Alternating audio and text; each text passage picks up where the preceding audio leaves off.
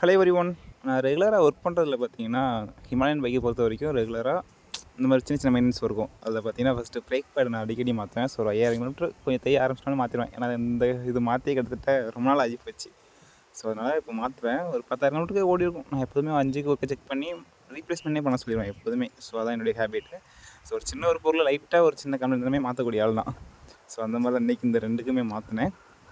So ஒவ்வொரு பேடும் பார்த்தீங்கன்னா ரூ. 250 தான். ஆனால் ஒரிஜினல் பேடு பார்த்தீங்கன்னா உங்களுக்கு 3300 வரும். ஸோ அந்தளவுக்கு நம்மகிட்ட பட்ஜெட் இல்லை. ஸோ நமக்கு நார்மலான இந்த பேடே போதுமானது தான்.